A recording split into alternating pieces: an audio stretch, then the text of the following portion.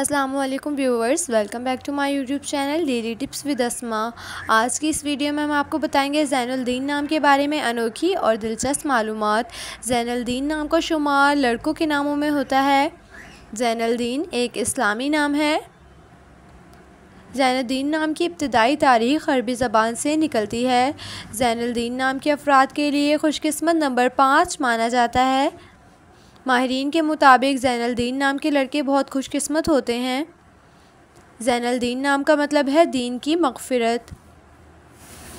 ज़ैनुलदीन नाम के लड़कों के लिए खुशकिस्मत दिनों में मंगल और जुमेरात का दिन शामिल है। ज़ैनुलदीन नाम के अफराद के लिए मुआफ़िक रंगों में सुर्ख और बनफशी रंग शामिल हैं। ज़ैनुलदीन नाम के अफराद के लिए मुआफ़िक पत्थरों में रूबी पत्थर शामिल है। खुशकिस्मती वाली धातों में हिंसों के हिसाब से तांबा और लोहा शामिल हैं। सो फ्रेंड्स, अगर आप अपने नाम का मतलब जानना चाहते हैं तो कमेंट बॉक्स में अपना नाम लिखें। इंशाअल्लाह हम आपके नाम की वीडियो ज़रूर बनाएंगे। Thanks for watching. अल्लाह हाफ़िज़।